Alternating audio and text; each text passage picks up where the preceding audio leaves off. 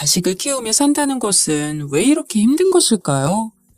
낳는 순간부터 평생을 자식에 매여 사는 느낌이 들어 오늘도 깊은 한숨만 내쉬게 되네요.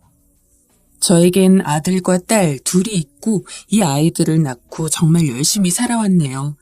나름 해줄 수 있는 것들은 다 해주겠다며 뒷바라지를 해주었고 정말 아이들만 보면서 살았어요. 그렇게 아이들 공부도 시키고 취업하는 것을 보면서 시간을 지내다 보니 어느덧 시집장가를 갈 때가 되었더군요. 딸들도 하나둘씩 결혼하고 막내 아들도 결혼할 여자가 있다고 말을 꺼내었어요. 줄곧 누군가를 만나는 것 같긴 했는데 갑자기 결혼이라는 말을 꺼내니까 좀 당혹스럽기는 했네요. 엄마, 진짜 좋아하는 여자고 나 정말 결혼하고 싶어요. 이렇게 말하는 아들의 말에 마침 혼기도 찼으니 저도 딱히 마다할 이유는 없었어요. 그런데 뒤이어 아들이 꺼내는 말은 뭔가 느낌이 좋지 않더라고요. 왠지 모르게 쎄하다 싶었는데 저도 인생을 헛산 건 아니었는지 나쁜 예감이 딱 맞아 떨어지더군요. 근데 엄마, 한 가지 말해둘 게 있어요. 뭔데 그러니? 듣고 놀라시면 안 돼요. 한껏 뜸을 들이던 아들은 딱히 기복 없이 살아왔던 제 인생에 갑자기 돌을 던지는 것 같은 말이었습니다. 저기, 여자친구가 고아원에서 자랐어요. 그러니까 부모님이 안 계세요. 듣고 너무 놀라서 바로 대답이 나오지 않더라고요. 고아라니, 양가 부모님도 없이 어디서 어떻게 자랐는지 알 수 없는 아이라니요. 부모가 없다는 사실 자체도 측은하긴 하고 이게 남의 일이었다면 아마 저는 그게 뭐가 문제냐고 말했을지 모릅니다. 하지만 사람 마음이 참 간사하기도 한 것이 이게 내 자식이랑 연관된 일이 되고 내 가족을 드리는 일이 되다 보니까 저도 이런 생각이 가장 먼저 들더라고요. 스스로에게 실망스러울 만큼 제 입장만 우선하게 되었네요. 아들은 제 눈치를 보더니 떠듬떠듬 말을 이어갔어요. 엄마, 근데 정말 좋은 애예요. 사실 말은 안 했지만 나 저번에 아팠을 때 간호해준 친구도 그 친구예요.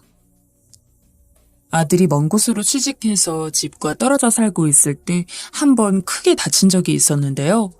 그때 너무 멀어서 제가 계속 들여다볼 수 없을 때 근처 사는 친구가 물심양면으로 간호를 해주고 밥도 챙겨주었다는 이야기를 했었어요. 내심 혹시 여자친구가 아닌가 싶기도 했지만 역시나 예상이 맞았더라고요. 하지만 너무나 갑작스럽게 많은 것들을 받아들이고 이해를 해야 되는 상황이라 저도 쉽게 오케이 하기는 어려웠네요. 그래도 어쩌겠습니까? 일단 저와 남편을 비롯하여 결혼한 딸들도 불러서 함께 만나보게 되었어요. 그런데 정말 아이러니하게도 예상을 벗어나는 일이 생기게 되었어요. 다시 생각해도 믿을 수 없는 일이고 아무리 이때를 되새겨봐도 제가 뭔가 좀 이상했던 것 같아요. 안녕하세요, 어머니. 처음 뵙겠습니다. 하며 고개를 잘 들지도 못하고 어렵게 첫 시작을 떼는 며느리의 모습이란 제가 갖고 있던 나름의 편견을 없애는 묘한 인상이 있었어요. 머릿속으로 이런저런 생각들을 하면서 전날 잠도 못 자고 나왔는데 제 예상과는 달리 참 단아하고 예쁜 아이더군요. 이 며느리를 보니 고아로 살아왔을 세월이 짠하게 느껴지기도 하고 그렇게 나쁘게 보이지만은 않았어요. 사람들 느끼는 건 다 비슷한 건지 가족들도 수더분해 보이는 며느리를 보고 한창 혼기가 찬 아들에게 있어 문제가 될 것 같진 않다고 느꼈던 것 같습니다. 며느리 괜찮아 보이는데? 이때 반대했다가 영영 장가 안 간다고 하면 어떡하나? 남편은 그럭저럭 마음에 들었는지 웬만하면 결혼 성사를 시키자고 하더군요. 사실 저도 내심 그렇게 싫지는 않았고 변덕이 심한 아들 성격에 저러다가 장가 평생 안 간다고 할까봐 좀 걱정되기도 했어요. 그래서 100% 마음에 드는 것은 아니었지만 어쩔 수 없이 결혼을 시키게 되었네요. 그렇게 아들 부부는 신혼생활을 시작하게 되었고 둘이서 알아서 잘 살기를 바랐습니다. 그런데 며느리가 생각한 결혼 생활은 그게 아니었는지 제가 전혀 예상치 못한 상태로 흐름이 진행되었어요. 저를 비롯하여 온 가족들이 놀랄 정도로 며느리는 180도 변했습니다. 매일같이 우리 집에 아들과 함께 아침에 오고 종일 저와 함께 있으면서 같이 장을 보고 집안일을 돕고 제 옆에만 붙어 있는 것이었어요. 솔직히 제 결혼한 딸들도 이러지는 않았는데 저는 처음에 이런 생활이 실감나지 않아서 조금 당황스러웠어요. 아이, 어머니, 제가 있는데 왜 어머니께서 일을 하세요? 저한테 맡기시고 쉬세요. 생전 들어보지도 못했던 말을 며느리에게 들으면서 저는 어느새 며느리가 해주는 밥과 간식들을 먹으며 어정쩡하게 앉아있게 되었네요. 그렇게 매일 저와 있고 저녁에 아들이 여기로 퇴근하면 나란히 넷이서 저녁 먹고 설거지까지 다 하고 우리가 쉬는 걸 보고 가기를 계속하더군요. 그렇게 몇 주간을 지내고 난 뒤 숫기 없는 며느리가 어렵게 뗀 말을 듣고 그 입장을 조금은 이해하게 되었어요. 어머니, 저는 고아로 자라서 늘 엄마 있는 애들이 부러웠어요. 같이 음식도 해먹고 싶고 수다도 떨고 그렇게 해보고 싶었어요. 혹시 제가 너무 귀찮게 해드리는 건 아니죠? 이 말을 들으니 어찌나 며느리가 치근하게 느껴지던지요. 저도 자식을 셋이나 낳아서 알지만 부모와 아이의 관계라는 건 얼마나 많은 감정들로 뒤엉켜 있는 관계인가요? 그것을 한 번도 느껴보지 못하고 늘 간접적으로 상상만 했었다고 하니 가슴이 아팠습니다. 저도 마음을 조금씩 열고 며느리와 마주하는 것을 좀 더 편히 하게 되었네요. 제 딸들과도 못 해봤던 단둘이 영화 보러 다니는 일, 쇼핑하는 일까지 빠짐없이 따라다니는 며느리를 보니 저는 왠지 늙음하게 어린 친구가 생긴 것 같은 마음마저 들 정도였어요. 하도 같이 장 보러 다니고 매일 운동도 하러 다니고 하다 보니 동네 사람들이 막둥이 딸이 또 있던 거냐며 너스레를 떨더군요. 그렇게 금세 2년이 흘렀고 짧다면 짧고 길다면 긴 시간 서로 눈만 봐도 무슨 생각을 하는지 알 정도로 저와 며느리는 붙어 지냈네요. 참 세상 일이란 짓궂은 것이 이쯤 되면 살만하다 싶을 때 모든 것을 뒤엎어버리는 일들이 꼭 일어나는 것 같아요. 네가 감히 세상을 우습게 보냐고 야단치듯이 말이에요. 간단하게 말하자면 제 아들이 아주 큰 사고를 쳤다는 것입니다. 원래 감정 기복이 심하고 툭하면 변덕을 부려대서 곧잘 저와 남편의 속을 썩였어요. 그런데 이제 남인 며느리의 속까지 썩이게 되었네요. 남자가 되어서 결혼한 아내를 속썩인다는 것은 무슨 의미이겠습니까? 바로 술과 여자에 빠져서 도통 헤어나오지를 못한다는 거였어요. 정말 내 아들이지만 너무 괘씸하고 한심해서 며느리를 볼 낯이 없더군요. 아들이 바람을 피우고 술만 진탕 먹고 있다는 사실을 무려 딸들의 제보로 알게 되었어요. 딸의 말을 듣고 나니 차라리 벼락을 맞는 게 나을 정도로 머리가 어지러지냈습니다. 엄마, 영환이 여자 만나고 다니는 거 알아? 아이, 뭐라고? 세상에, 그게 무슨 해괴망측한 소리야? 아휴, 내가 얼마 전에 영환이 점심 사주려고 회사 앞에 갔는데 생판 처음 보는 어린 여자애랑 같이 있는 거야. 팔짱 끼고 아주 가관도 아니었어. 걔는 애가 어쩜 그래? 듣자마자 옆에 있던 며느리의 눈치를 바로 살폈습니다. 스피커폰으로 다 들리는 상황이었고 저는 두려운 눈으로 며느리를 보았는데 고개를 바로 푹 숙이더군요. 매일 한 집에서 살고 있는 아내의 입장에서 솔직히 모를 리가 없어 보였어요. 저는 어렵게 말을 꺼냈습니다. 얘야, 너 알고 있었니? 네, 어머니. 하고 며느리는 끄끄거리며 울음을 참더라고요. 저는 그때 하면 안 될 말을 며느리에게 해버리고 말았어요. 다시 생각해도 가슴을 치고 싶은 말입니다. 내가 야단칠 테니 다시는 못 그러게 할 테니까 네가 좀 참아주면 안 되겠니? 이제 안 그럴 거야. 응? 참 끔찍한 말인 것 같습니다. 며느리가 제 딸이었다면 저는 이런 소리를 감히 올리지 못하고 미친 듯이 분노했을 거예요. 그러나 그 아들도 제 딴은 자식이라고 감싸게 되더군요. 네, 어머니. 여기서 반박하고 대든다고 해도 저에게 크게 할 말이 없는 입장이었는데 불쌍한 며느리는 저 한마디만 남기고 돌아서서 집안일을 계속하는 것이었어요. 여전히 바지런한 그 뒷모습을 보니 안쓰럽고 너무나 미안했습니다. 그날 저녁 저는 아들을 따로 불렀고 누가 볼까 무서워 낮은 소리로 한참을 야단쳤습니다. 하지만 아들의 태도는 영 시원치 않았습니다. 알았어, 엄마. 좀 그만 말해요. 내가 알아서 할게. 지금 만나는 애는 헤어지면 되잖아. 영환이 너 그게 할 소리야? 네가 좋다고 데려온 네 부인은 어쩌라는 거야? 결혼은 왜 했어? 그 뒤에 나온 아들의 말은 너무 기가 차서 내가 낳은 자식이 맞는 건가?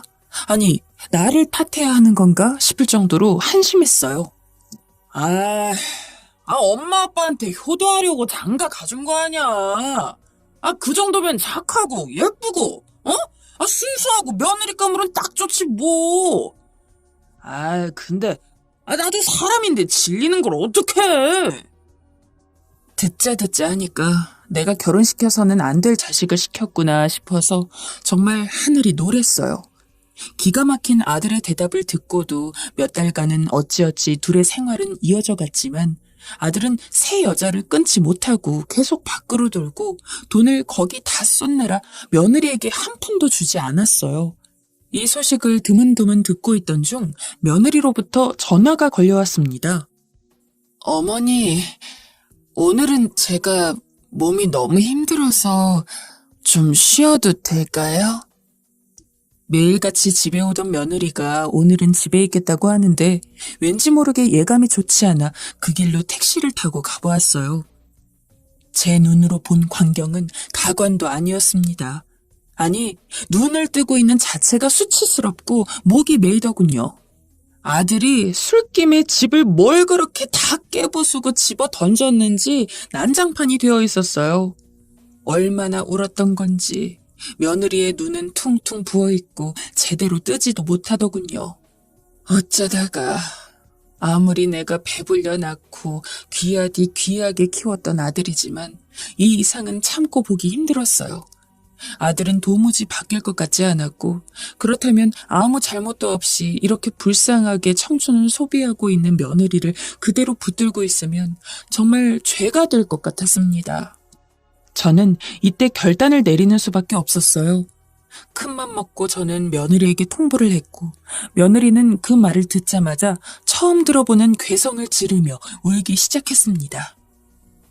영환이랑 이혼해라, 유진아. 너도 네 인생 살아야 해.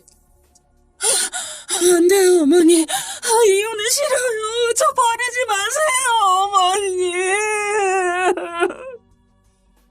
이렇게 엉망이 된 집에서 엉망인 남편과 살면서도 자기를 버리지 말라는 며느리의 울음소리에 정말 더 안 되겠다는 생각이 들었어요. 며느리에게 정말 너무나 미안해서 당시에 노후자금으로 모으고 있었던 자금 중 그래도 나름 거금에 속했던 500만 원을 찾아서 쥐어주었습니다. 그렇게 힘든 연을 제 손으로 억지로 끊으며 가족들 모두에게 상처만 남긴 일이 마무리되는 것 같았네요.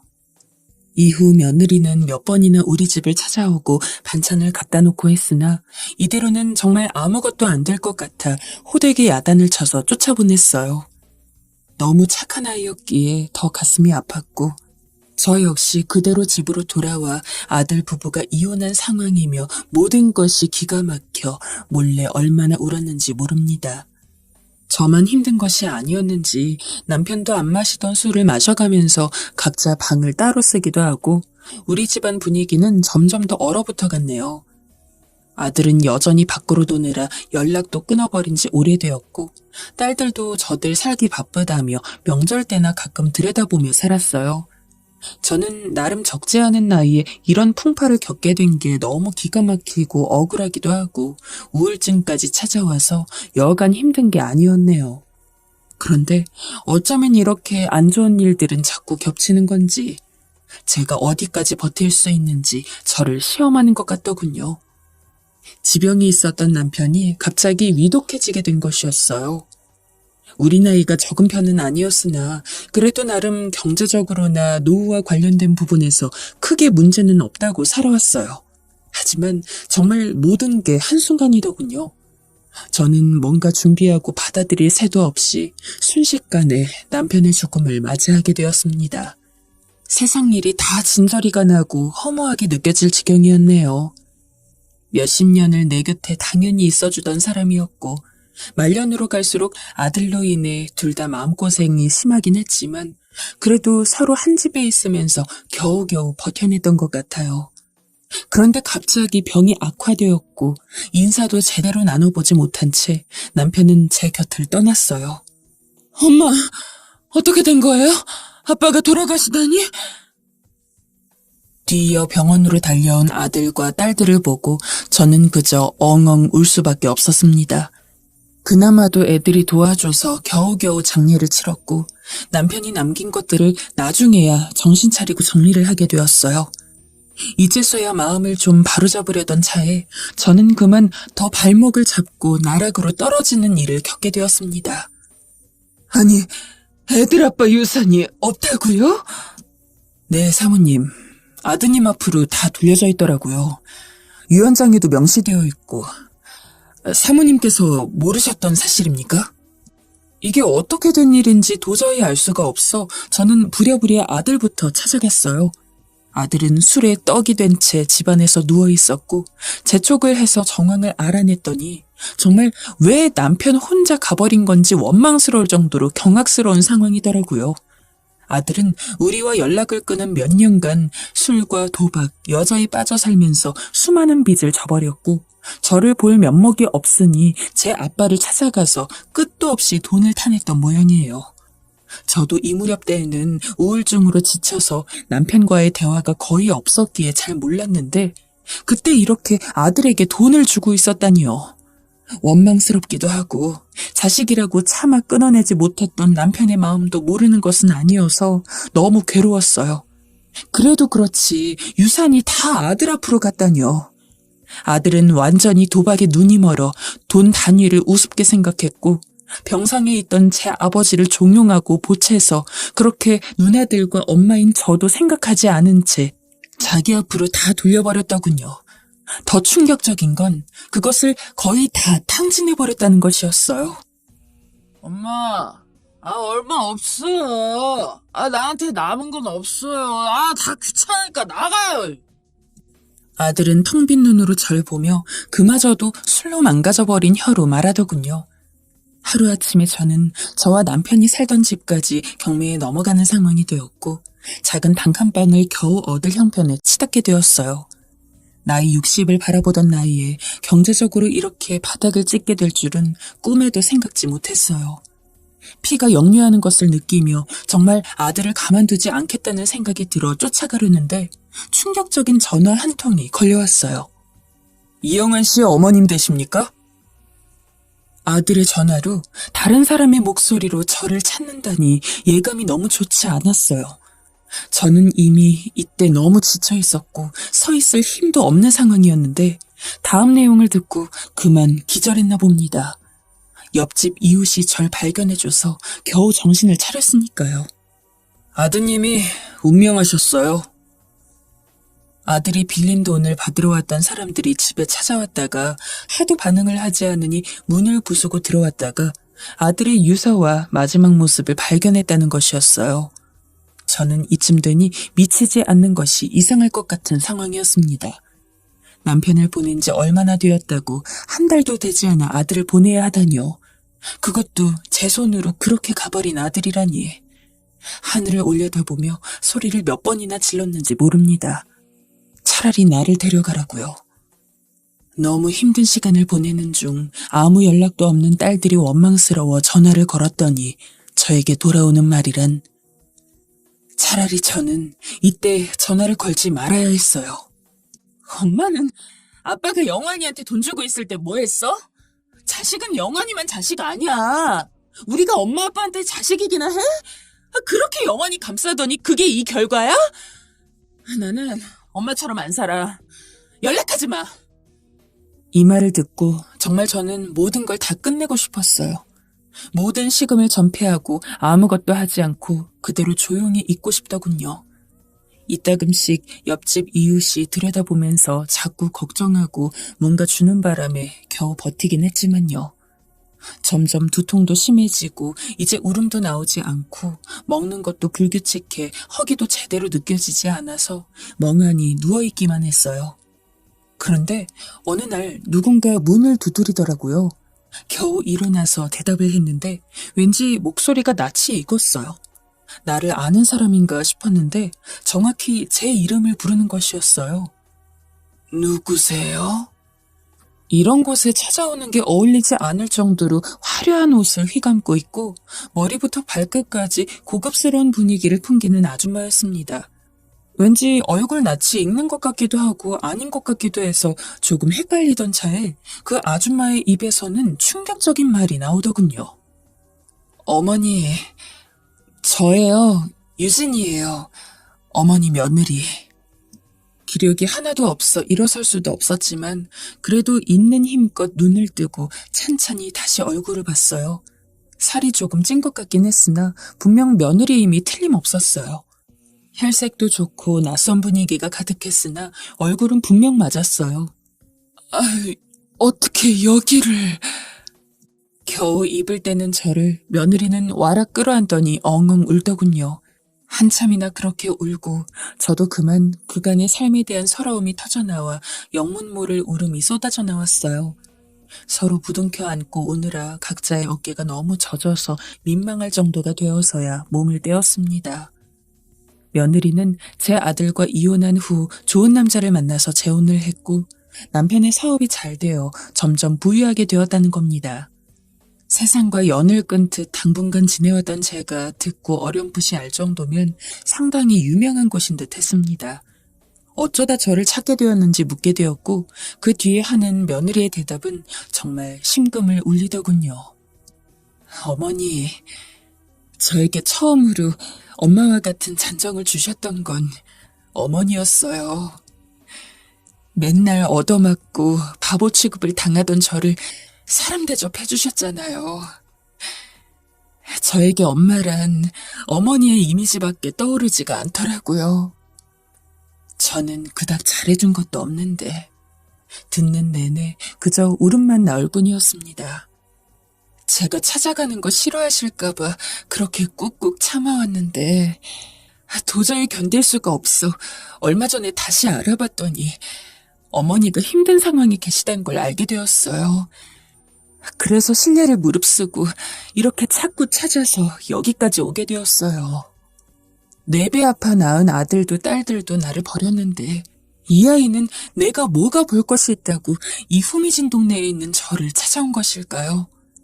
그 뒤에 이어지는 며느리의 말은 꿈인지 생신지 혼란스러울 정도의 제안이었습니다. 어머니, 저희 집 근처 아파트를 하나 얻어놨어요. 제 마음대로 처리해서 죄송해요. 전에 사시던 동네에 있던 스타 아파트 아시죠?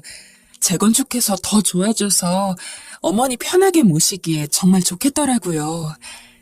제가 이제 어머니 며느리는 아니지만 그렇다면 딸로서 모시게 해주실 수는 없는 걸까요? 며느리가 말하며 내민 아파트 계약서를 보니 예전에 우리가 살던 부촌에 있던 곳이고 다시 재건축을 하고 있을 때 우리 집 가세가 기울어 영영 꿈도 못 꿔보고 나오게 된 곳이에요.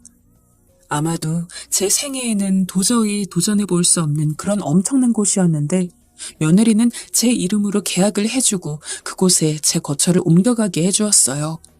눈 깜짝할 사이에 일을 처리해버리곤 일주일에 2번은 꼬박 저를 찾아와서 종일 시간을 보내주는데 솔직히 아직도 이 생활이 실감나지 않습니다. 엉겁결에 며느리가 제발 그쪽으로 가서 같이 살자고 해서 오긴 했지만 이래도 되는지 민망스럽기도 하고요. 오래도록 상처 입고 내리막길만 가던 저에게 며느리는 저를 다시 잡고 끌어올려주면서 매주 용돈도 주고 냉장고도 비지 않도록 채우면서 그렇게 저를 살갑게 섬겨주네요.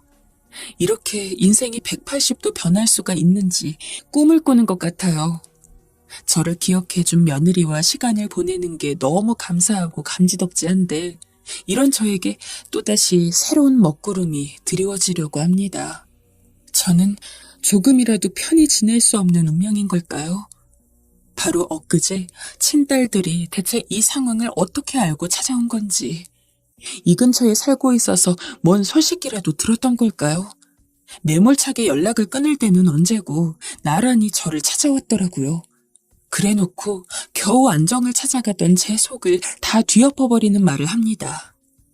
엄마, 이 서방이 사업한 게 너무 안 돼서 나 진짜 못 살겠어. 애들 교육은 어떡해? 우리 거리에 나앉게 생겼어. 엄마 나이에 혼자 이렇게 좋은 집 살면서 딸인 내 생각은 안 나?